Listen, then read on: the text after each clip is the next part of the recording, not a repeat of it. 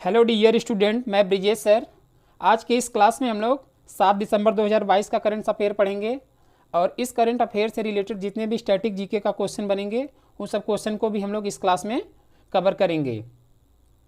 तो जितने भी नए स्टूडेंट इस चैनल से जुड़ रहे हैं, चैनल को सब्सक्राइब करके लाइक कर देंगे और हमारे ऑफलाइन बैच वाले स्टूडेंट्स हैं जो भी सब्सक्राइब नहीं किया वो सब्सक्राइब कर लेंगे ताकि कोई भी इन्फॉर्मेशन हो उनके पास वो पहले पहुँचे।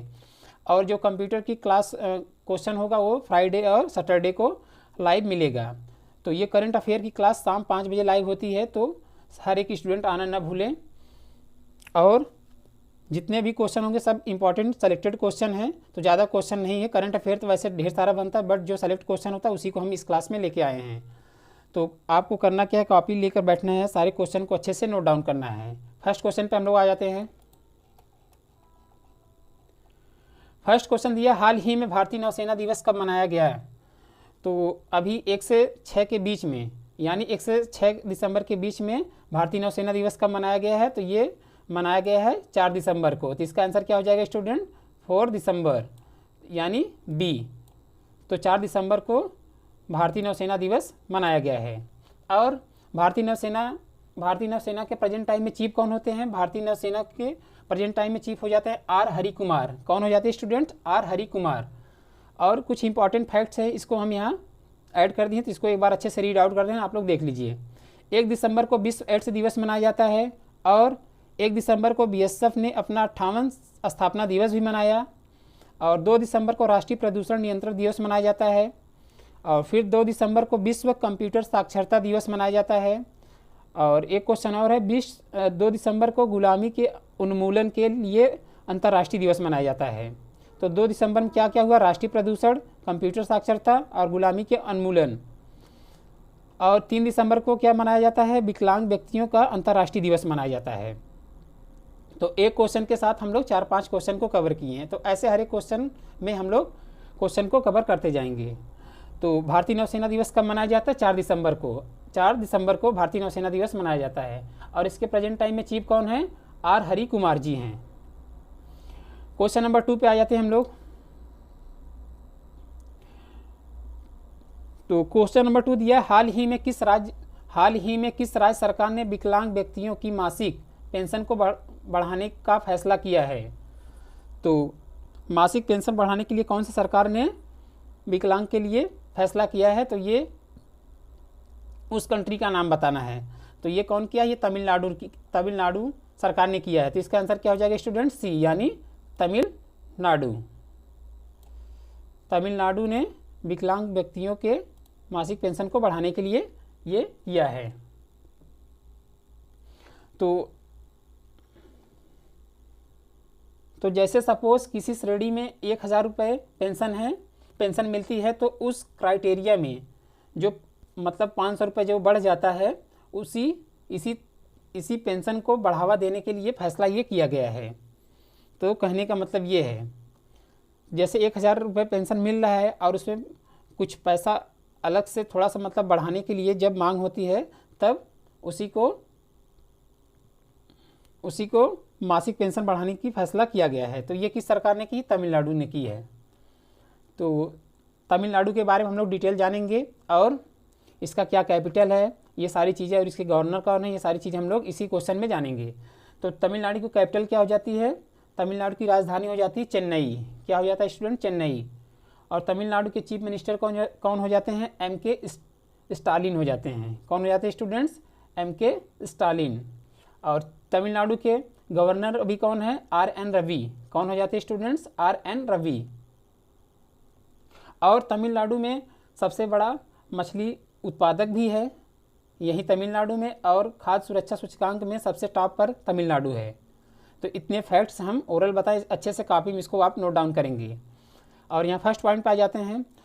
तमिलनाडु के वन विभाग ने भारत का पहला एलिफेंट डेथ ऑडिट फ्रेमवर्क पेश किया।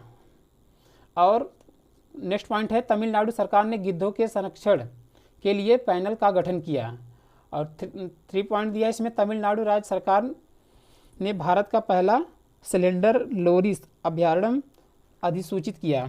और नेक्स्ट है,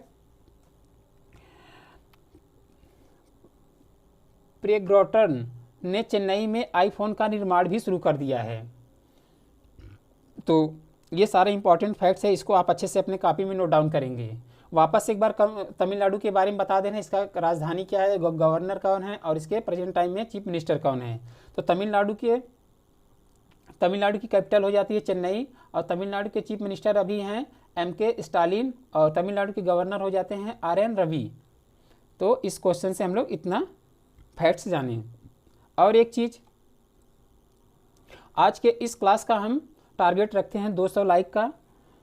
अगर आपको यह क्लास अच्छा लगता है और हेल्पफुल लगता है तब आप इस क्लास को लाइक और सब्सक्राइब जरूर किया करेंगे, और अपने स्टडी ग्रुप में, व्हाट्सएप फेसबुक ग्रुप में इस क्लास के लिंक को आप शेयर भी करेंगे। और एक चीज़ मैं आपको भी बोलता हूँ, डेली मॉर्निंग में उठकर सबसे पहले अपने लिए एक टारगेट फिक्स करो, चाहे छोटा सा फिक्स करो, लेकिन डेली मॉर्निंग में उठकर सबसे पहले एक टारगेट फिक्स करो, फिर अपना पूरा दिन उस टारगेट को अचीव करने में लगा दो, आपकी लाइफ ऑटोमेटिक अच्छी हो जाएगी। क्वेश्चन नंबर 3 पे आ जाते हैं। क्वेश्चन नंबर 3 दिया, हाल ही में किस बैंक ने वैश्विक बैंकिंग शिखर सम्मेलन में भारत खंड के लिए bankers bank of the year पुरस्कार 2022 जीता। तो वैश्विक बैंक शिखर सम्मेलन में भारत खंड के लिए बैंकर्स और बैंक ऑफ द ईयर पुरस्कार किस बैंक ने जीता? तो ये केनरा बैंक ने जीता है। तो इसका आंसर क्या हो जाएगा स्टूडेंट्स? बी, यानी केनरा बैंक ने विश्व बैंकिंग शिखर सम्मेलन में बैंकर्स के लिए बैंक ऑफ द ईयर्स पुरस्कार जीता है। तो हम लोग इस केनरा बैंक के बारे में डिटेल जान लेंगे, यानी इसकी स्थापना कब हुई थी और इसके बाद ये कब स्टार्ट हुआ था, ये सारा डिटेल हम लोग इसी क्वेश्चन में जानेंगे। तो केनरा बैंक की स्थापना हो जाती है 1 जुलाई 1906 को, यानी 1906 को। तो केनरा बैंक की स्थापना कब हुई थी? 1 जुलाई 1906 को, और इसका हेडक्वार्टर होता है बेंगलुरु में, और इसके प्रेजेंट टाइम में MD एंड CEO हैं LB प्रभाकर। कौन हो जाते हैं? MD and CEO LB Prabhakar, और इसका हेडक्वार्टर कहाँ हो जाता है? बेंगलुरु में। और केनरा बैंक की स्थापना कब हुई थी स्टूडेंट्स? 1 जुलाई 1906 को। तो ये सारा डिटेल अच्छे से आप अपने कॉपी में नोट डाउन करेंगे। क्वेश्चन नंबर 4 पे आ जाते हैं हम लोग। क्वेश्चन नंबर 4 दिया है, हाल ही में राष्ट्रीय जैव विविधता आयोग का अध्यक्ष किसे नियुक्त किया गया? तो राष्ट्रीय जैव विविधता आयोग अध्यक्ष किसे नियुक्त किया गया है? ये नियुक्त किया गया है C अचलेंद्र रेड्डी जी को। किसको नियुक्त किया गया स्टूडेंट्स? C अचलेंद्र रेड्डी जी को। तो इसका आंसर क्या हो जाएगा स्टूडेंट्स? C, यानी C अचलेंद्र रेड्डी जी को राष्ट्रीय जैव विविधता के अध्यक्ष नियुक्त किए गए हैं। और ये पहले थे C अचलेंद्र रेड्डी जी, ये IAS अधिकारी थे ये, और जैव विविधता आयोग के अध्यक्ष भी नियुक्त किए गए इस बार। और 1986 में वन विभाग में ये शामिल थे, और इसके बाद 2009 से 2014 तक ये इसके सचिव भी रह चुके हैं। किसके? राष्ट्रीय जैव विविधता के। तो 2009 से 2014 तक राष्ट्रीय जैव विविधता के सचिव बने। उसके बाद इसके पहले ये IAS अधिकारी भी थे जैव विविधता का। तो ये सारा इंपॉर्टेंट फैक्ट्स हम आपको अच्छे से बता दिए हैं। वापस यहाँ भी दिया है, इसको भी एक बार रीड आउट कर दे रहे हैं। दिया है, प्रीति सूदन को संघ लोक सेवा आयोग का सदन नियुक्त किया गया है। एग्जाम में पूछेगा संघ लोक सेवा आयोग का सदन किसे नियुक्त किया गया है, तो आप बताएंगे प्रीति सूदन को संघ लोक सेवा का आयोग नियुक्त किया गया है। उसके बाद सेकेंड पॉइंट, लक्ष्मी बैंकेट्स को INTUC कर्नाटक का नया अध्यक्ष नियुक्त किया गया है। तो एग्जाम में क्वेश्चन आ जाए ऐसे, INTUC कर्नाटक का नया अध्यक्ष किसे नियुक्त किया गया, तो आप लोग किस पे आंसर टिक करेंगे? लक्ष्मी बैंकेट्स को। और सेबी ने सुंदरमढ़ राममूर्ति को BSE का नया MD एंड CEO घोषित किया। तो एग्जाम में पूछ ले BES का नया MD एंड CEO किसे घोषित किया गया, तो आप लोग किसका बताएंगे? सुंदरमढ़ राममूर्ति जी को MD एंड CEO बनाया गया है। उसके बाद नेक्स्ट पॉइंट है अरुण गोयल को ईसीआई का चुनाव आयुक्त बनाया गया। तो ईसीआई का चुनाव आयुक्त किसे बनाया गया है? अरुण गोयल जी को। उसके बाद नेक्स्ट पॉइंट है आईओए की एथलीट कमीशन का अध्यक्ष मैरी कॉम को चुना गया है। तो आईओए की एथलीट कमीशन कमीशन का अध्यक्ष किसे चुना गया है? मैरी कॉम जी को। और गुजरात क्रिकेट संघ का नया अध्यक्ष धनराज परिमल नाथवानी जी को बनाया जाएगा। तो गुजरात क्रिकेट संघ का नया अध्यक्ष किसे चुना जाएगा? धनराज परिमल नाथवानी जी को। नेक्स्ट पॉइंट दिया सुमित्रा चरत राम पुरस्कार से उमा शर्मा को सम्मानित किया गया है। तो सुमित्रा चरत राम पुरस्कार को किससे सम्मानित किया गया है? उमा शर्मा के द्वारा सम्मानित किया गया है। नेक्स्ट पॉइंट दिया है विनीत कुमार ने खादी एवं ग्रामोद्योग आयोग के सीईओ के रूप में कार्यभार संभालने के लिए दिया गया है। तो खादी एवं ग्रामोद्योग आयोग किसको संभालने के लिए दिया गया है? विनीत कुमार जी को दिया गया है। तो ये सारा इंपॉर्टेंट फैक्ट्स था, तो अच्छे आप अपने कॉपी में नोट डाउन करेंगे। वापस एक बार क्वेश्चन को रीड कर दे रहे हैं।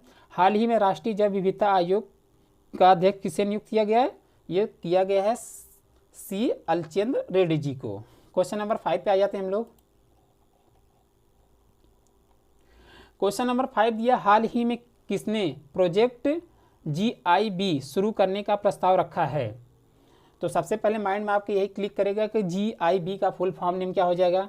तो GIB का फुल फॉर्म नेम हो जाता है ग्रेट इंडियन बस्टर्ड। क्या हो जाता है स्टूडेंट्स? Great Indian bustard.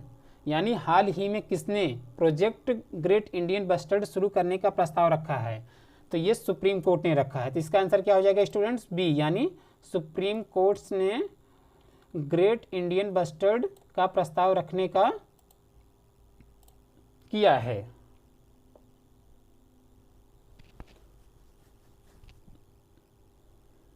और इसके बारे में हम लोग डिटेल जान लेते हैं। ये क्यों प्रस्ताव रखा है इसके बारे में हम लोग जानेंगे। ये पहले बहुत तेजी से लुप्त होती प्रजाति है और great Indian bustard mainly Gujarat और राजस्थान, इन्हीं 2 राज्यों में ये पाई जाती थी और यह बहुत तेज़ी से लुप्त अब हो जा रही है। इसलिए प्रोजेक्ट एलिफेंट के तर्ज पर सुप्रीम कोर्ट ने ग्रेट इंडियन बस्टर्ड शुरू करने का प्रस्ताव रखा है। तो किस पर रखा है यह प्रोजेक्ट एलिफेंट के तर्ज पर सुप्रीम कोर्ट ने ग्रेट इंडियन बस्टर्ड को शुरू करने का प्रस्ताव रखा है। तो कौन रखा? सुप्रीम कोर्ट ने। तो इसका आंसर क्या हो जाएगा? बी। क्वेश्चन नंबर 6 पे हम लोग आ जाते हैं। क्वेश्चन नंबर 6 दिया हाल ही में किस कंपनी के CEO को भारत सरकार द्वारा पद्म भूषण से सम्मानित किया गया है? तो किसको किया गया है स्टूडेंट्स? ये गूगल को किया गया है। इसका आंसर क्या हो जाता है? ए, यानी गूगल को CEO भारत सरकार द्वारा पद्म भूषण से सम्मानित किया गया है। तो गूगल के CEO कौन हो जाते हैं? सुंदर पिचाई। कौन हो जाते हैं स्टूडेंट्स? सुंदर पिचाई। और भारत सरकार द्वारा पद्म भूषण से इनको सम्मानित किया गया है। और गूगल के CEO सुंदर पिचाई जी तो हैं और इनको अमेरिका में भारत के राजदूत 1 मिनट, थोड़ा सा माइक नीचे चला गया, 1 मिनट थोड़ा सा रुकेंगे, माइक के थोड़ा सेट करते हैं। हाँ, तो क्या हम बता रहे थे? गूगल के CEO कौन हो जाते हैं? सुंदर पिचाई और इन्हें भारत सरकार द्वारा पद्म भूषण से सम्मानित किया गया है और इनको अमेरिका में भारत के राजदूत तरनजीत सिंह संधू ने पद्म भूषण से सम्मानित किया है। तो कौन किया है इनको पद्म भूषण से सम्मानित? गूगल के CEO को सुंदर पिचाई जी को कौन सम्मानित किया पद्म भूषण से? तरनजीत सिंह संधू ने। ये अपने भारत के रहने वाले हैं। तो इसका आंसर क्या हो जाएगा? गूगल। क्वेश्चन नंबर 7 पर आ जाते हैं हम लोग।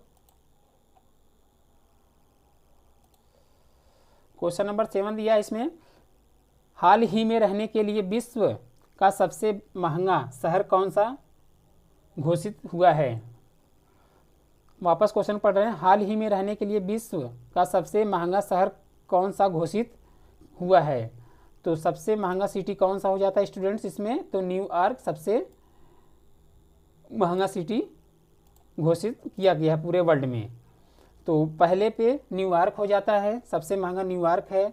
दूसरे पे हो जाता है सिंगापुर, उसके बाद तीसरे पे हो जाता है तेल अवीव, और चौथे पे हो जाता है हांगकांग। तो सबसे महंगा शहर कौन सा है, सबसे महंगा न्यूयॉर्क है। उसके बाद कौन है, सिंगापुर है। उसके बाद कौन है, तेल अवीव है। उसके बाद कौन है, हांगकांग। न्यूयॉर्क फर्स्ट पे है, उसके बाद सेकंड पे सिंगापुर है, और थर्ड पे तेल अवीव है, और फोर्थ पे हांगकांग है। तो इसका आंसर क्या हो जाएगा, सी यानी न्यूयॉर्क।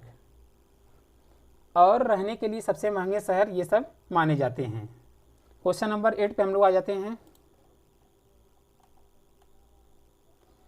क्वेश्चन नंबर 8 दिया, हाल ही में कहाँ पहली स्ट्रक्चरल ऑडिट नीति को लागू किया गया है।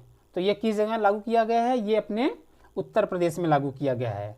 स्ट्रक्चरल ऑडिट नीति अपने उत्तर प्रदेश में लागू किया गया है। तो इसका आंसर क्या हो जाएगा स्टूडेंट, बी यानी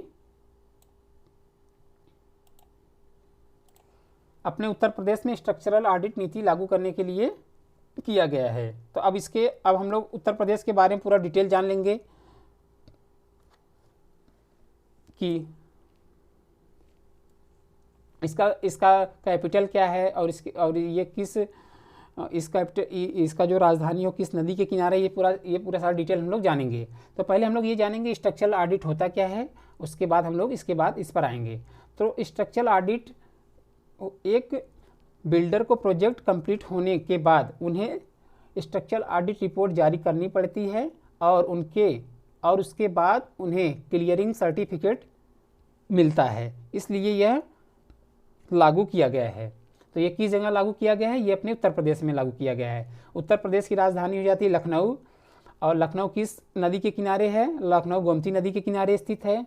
और उत्तर प्रदेश के चीफ मिनिस्टर हो जाते हैं योगी आदित्यनाथ जी, जिसको प्यार से बाबा जी सब कहते हैं। और उत्तर प्रदेश के गवर्नर हो जाते हैं आनंदीबेन पटेल जी। और उत्तर प्रदेश के राजकीय पशु हो जाता है बारहसिंघा, और राक्षी पक्षी हो जाता है सारस, और राक्षी पुष्प हो जाता है पलास, और राक्षी वृक्ष हो जाता है अशोक का वृक्ष। तो ये सारा डिटेल हम बता दिए, अच्छे से आप अपने कॉपी में नोट डाउन कर लेंगे। वापस एक बार राजधानी बता दे रहे हैं, उत्तर प्रदेश की राजधानी हो जाती है लखनऊ, और लखनऊ गोमती नदी के किनारे बसी हुई है, स्थित है। और चीफ मिनिस्टर हो जाते हैं योगी आदित्यनाथ जी, और गवर्नर यहाँ के हो जाते हैं आनंदीबेन पटेल जी। और राजकीय पशु हो जाता है उत्तर प्रदेश का बारहसिंघा, और राजकीय वृक्ष हो जाता है उत्तर प्रदेश का सारस, और राक्षी पुष्प हो जाता है पलास, और राक्षी वृक्ष हो जाता है उत्तर प्रदेश का अशोक का वृक्ष। तो ये सारा डिटेल हम अच्छे से आपको बता दिए। और वापस यहाँ कुछ भी ऑप्शन मेंशन किए उसको भी देख ले रहे हैं।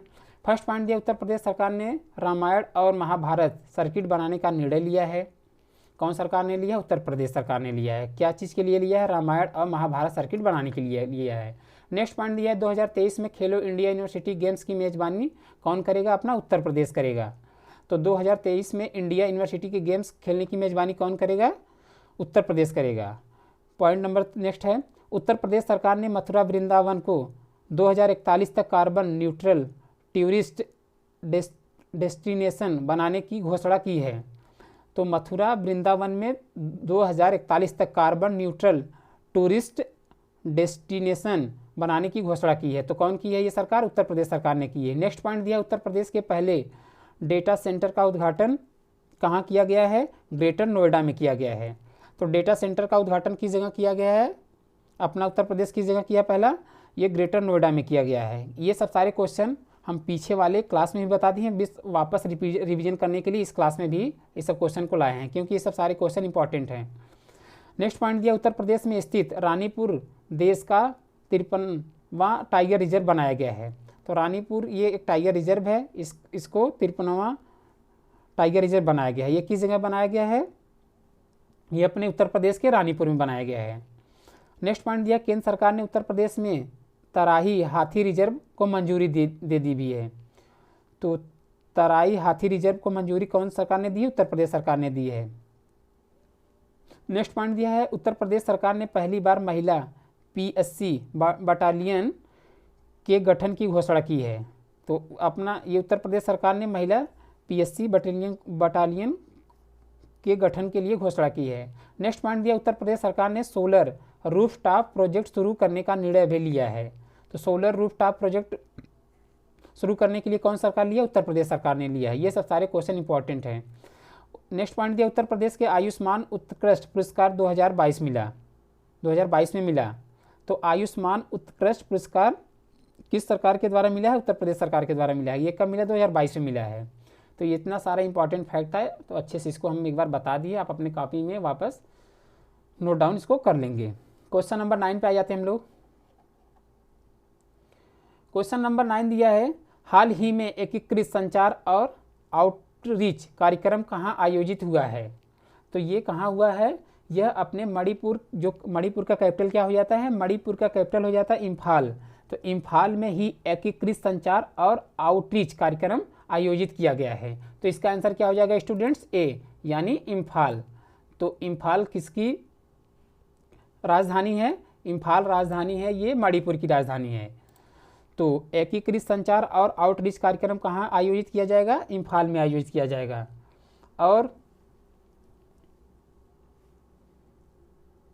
और इसके बारे में, हाँ ठीक, तो इम्फाल किसकी राजधानी है? मणिपुर की राजधानी है। और एकीकृत संचार आउटरीच कार्यक्रम कहाँ आयोजित होगा? इम्फाल में होगा। क्वेश्चन नंबर 10 पे आ जाते हैं हम लोग। क्वेश्चन नंबर 10 दिया, हाल ही में गीता महोत्सव कब मनाया गया है? तो गीता महोत्सव कब मनाया गया है? ये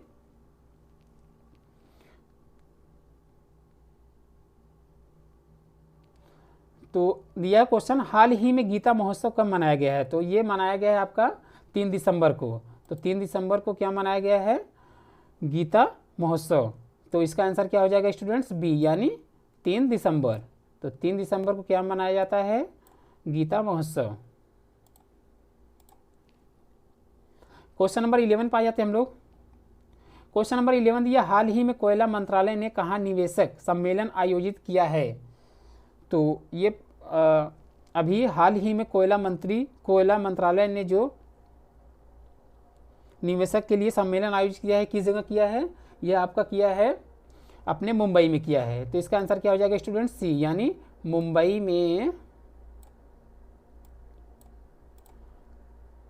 मुंबई में कोयला मंत्री ने निवेशकों के लिए सम्मेलन आयोजित किया है। तो इसके बारे में हम लोग थोड़ा जानकारी ले लेंगे। तो कोयला मंत्री कौन है अभी प्रेजेंट टाइम में? प्रहलाद जोशी। कोयला मंत्री कौन हो जाते हैं स्टूडेंट्स? प्रहलाद जोशी को कोयला मंत्री अभी प्रेजेंट टाइम में बनाया गया है। और इसके बारे में थोड़ा सा इंपॉर्टेंट फैक्ट्स है, उसको भी हम लोग देख लेते हैं। तो जो भी इंपॉर्टेंट फैक्ट्स रहेगा उसको हम अच्छे से आपको बता देंगे, अपने कॉपी में आप लोग नोट डाउन कर लेंगे। तो नेक्स्ट क्वेश्चन पर हम लोग आ जाते हैं, क्वेश्चन नंबर 12 पर। क्वेश्चन नंबर 12 दिया है, हाल ही में किस राज्य ने धर्मांतरण विरोधी विधेयक को सख्त बनाने के लिए विधेयक पारित किया है? तो ये किस सरकार ने किया है? वापस पढ़ रहे हैं, हाल ही में किस राज्य ने, अच्छा राज्य पूछा है, हाल ही में किस राज्य ने धर्मांतरण विरोधी विधेयक का सख्त मानने के लिए विधेयक पारित किया है। तो ये किया है किसने? ये उत्तराखंड ने किया है। उत्तराखंड ने यह विधेयक पारित किया है। तो इसका आंसर क्या हो जाएगा स्टूडेंट? बी, यानी उत्तराखंड। क्या हो जाएगा स्टूडेंट्स? उत्तराखंड। उत्तराखंड के बारे में हम लोग डिटेल जान लेते हैं, यानी राजधानी क्या है, चीफ मिनिस्टर कौन है, गवर्नर कौन है, और इसका पुराना नाम क्या था, ये सारा डिटेल हम लोग इसी क्वेश्चन में ही जानेंगे। तो उत्तराखंड की राजधानी हो जाती है देहरादून, और इसके चीफ मिनिस्टर हो जाते हैं पुष्कर सिंह धामी उत्तराखंड के, और उत्तराखंड के गवर्नर हो जाते हैं गुरनीत सिंह। और इसका पुराना नाम उत्तराखंड का क्या था? और इसका पुराना नाम था, पूर्व नाम इसको बोलते थे हम लोग, नहीं उत्तराखंड ही था, हाँ ठीक। तो इसका केवल उत्तराखंड ही था। और यहीं एक नेशनल पार्क पाया जाता है जो कि बहुत पुराना नेशनल पार्क है। उस नेशनल पार्क का नाम हो जाता है जिम कॉर्बेट नेशनल पार्क। तो जिम कॉर्बेट नेशनल पार्क किस राज्य में पाया जाता है? उत्तराखंड में पाया जाता है। और जिम कॉर्बेट का पुराना नाम क्या हो जाता है? Heli national park. तो पहले हेली नेशनल पार्क था, अब वही नाम बदल के जिम कॉर्बेट नेशनल पार्क हो गया। तो जिम कॉर्बेट नेशनल पार्क कहाँ पाया जाता है? उत्तराखंड में पाया जाता है। तो इस उत्तराखंड के बारे में जो भी डिटेल था हम बता दिए, और कुछ डिटेल यहाँ दी है उसको वापस हम रीड आउट कर दे रहे हैं। उत्तराखंड हाई कोर्ट को नैनीताल से हल्द्वानी शिफ्ट किया गया है। मतलब उत्तराखंड का जो हाई कोर्ट था वो नैनीताल से इस टाइम हल्द्वानी शिफ्ट कर दिया गया है, मतलब वहाँ से बना दिया गया है।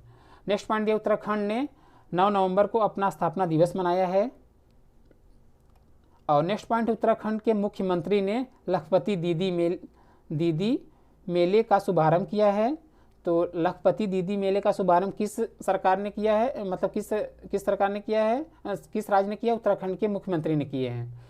नेक्स्ट पॉइंट दिया, उत्तराखंड के औली मिलिट्री स्टेशन में रक्षा मंत्री ने सहस्त्र पूजा की है। तो औली मिलिट्री स्टेशन में रक्षा मंत्री की सहस्त्र पूजा किसने की? उत्तराखंड ने की है।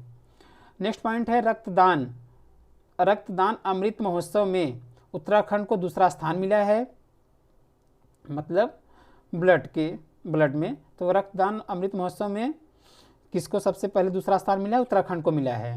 नेक्स्ट पॉइंट दिया, स्कूल स्वच्छता शिक्षा कार्यक्रम पहले उत्तराखंड ने ही शुरू की है। तो स्कूल स्वच्छता शिक्षा कार्यक्रम सबसे पहले कौन राज्य किया? उत्तराखंड राज्य ने किया। नेक्स्ट पॉइंट है, ऋषभ पंत को उत्तराखंड का ब्रांड एम्बेसडर बनाया गया है। ये इंपॉर्टेंट पॉइंट है। तो ऋषभ पंत को किस राज्य का ब्रांड एम्बेसडर बनाया गया? उत्तराखंड का ब्रांड एम्बेसडर बनाया गया है। क्वेश्चन नंबर 13 पा जाते हैं हम लोग। क्वेश्चन नंबर 13 दिया, हाल ही में डॉक्टर राजेंद्र प्रसाद जी की जयंती कब मनाई गई है? तो यह कब मनाई गई है? ये 3 दिसंबर को डॉक्टर राजेंद्र प्रसाद जी की जयंती मनाई गई है। तो इसका आंसर क्या हो जाएगा स्टूडेंट्स? इसका आंसर हो जाएगा बी, यानी 3 दिसंबर को डॉक्टर राजेंद्र प्रसाद जी की जयंती मनाई गई है। तो डॉक्टर राजेंद्र प्रसाद पहले ये राष्ट्रपति थे और इनका जन्म 3 दिसंबर 1984 को हुआ था। तो उसी के उपलक्ष्य में ये अपनी इनकी जयंती को सब लोग मनाते हैं। तो डॉक्टर राजेंद्र प्रसाद जी की जयंती कब मनाई गई? 3 दिसंबर को, और इनका जन्म हुआ था 3 दिसंबर 1984 को। और पहले ये क्या थे? राष्ट्रपति थे। तो इसका आंसर क्या हो जाएगा? 3 दिसंबर। क्वेश्चन नंबर 14 पा जाते हैं। क्वेश्चन नंबर 14 दिया, हाल ही में किस अंतरिक्ष एजेंसी ने पृथ्वी जैसे एक नए ग्रह की खोज की है? तो अभी रिसेंट में अंतरिक्ष एजेंसी कौन ऐसी अंतरिक्ष एजेंसी है जो नए ग्रह की खोज की है? तो ये कौन किया है? नासा ने किया है। तो इसका आंसर क्या हो जाएगा? ए, यानी नासा ने एक नए ग्रह की खोज की है। तो अभी आपके माइंड में क्लिक होगा कि नासा का फुल फॉर्म नेम क्या है। तो इसको भी हम एक बार बता दे रहे हैं, आप अच्छे से अपने कॉपी में नोट डाउन कर लेंगे। तो नासा का फुल फॉर्म हो जाता है नेशनल क्या है इसका? ए का हो जाता है आयोनॉटिक्स एंड स्पेस एडमिनिस्ट्रेशन हो जाएगा। एडमिनिस्ट्रेशन। वापस एक बार पढ़ रहे हैं। तो नासा का फुल फॉर्म नेम हो जाता है नेशनल आयोनॉटिक्स एंड स्पेस एडमिनिस्ट्रेशन। तो इसका ये फुल फॉर्म है। और इसकी स्थापना नासा कब हुई है? ये 1958 में हुआ है। और इसका हेडक्वार्टर कहाँ है नासा का? ये वाशिंगटन डीसी में है।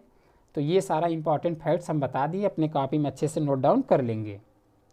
तो अंतरिक्ष एजेंसी ने पृथ्वी जैसे एक नए ग्रह की खोज किसने की है? नासा ने की है। क्वेश्चन नंबर 15 पा जाते हैं हम लोग। क्वेश्चन नंबर 15 दिया, हाल ही में 65वीं राष्ट्रीय निशानेबाजी चैंपियन सरबजोत सिंह ने कौन सा पदक जीता? तो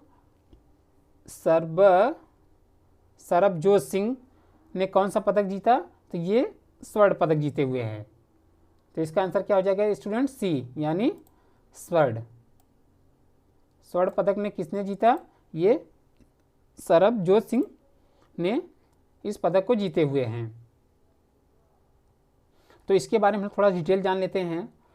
तो ये राष्ट्रीय निशानेबाजी चैंपियन जो है ये भोपाल में हुआ है।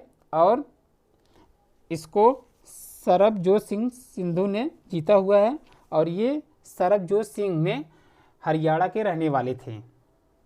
तो ये इम्पॉर्टेंट फैक्ट था, इसको हम बता दिए। तो ये किस जगह हुआ है, ये आपके भोपाल में हुआ है। और सरबजोत सिंह ने कहाँ के रहने वाले, हरियाणा के रहने वाले हैं। और कौन सा पदक जीते हैं, स्वर्ण पदक जीते हुए हैं। क्वेश्चन नंबर 16 पे आ जाते हैं। तो ये क्वेश्चन इस क्लास का ये लास्ट क्वेश्चन होगा, तो इसको भी हम लोग देख ले रहे हैं। हाल ही में किस राज्य के मुख्यमंत्री ने वन डिस्ट्रिक्ट और वन स्पोर्ट योजना शुरू किया है। तो ये कौन किया है, ये अपना उत्तर प्रदेश ने किया है। तो one district and one sport योजना कौन सरकार ने किया, उत्तर प्रदेश सरकार ने की है। तो इसका आंसर क्या हो जाएगा स्टूडेंट, सी यानी उत्तर प्रदेश। उत्तर प्रदेश ने वन डिस्ट्रिक्ट वन स्पोर्ट योजना शुरू की है। तो उत्तर प्रदेश के बारे में ऊपर बता दिए हैं, वापस एक बार बता दे रहे हैं। उत्तर प्रदेश की राजधानी हो जाती है लखनऊ।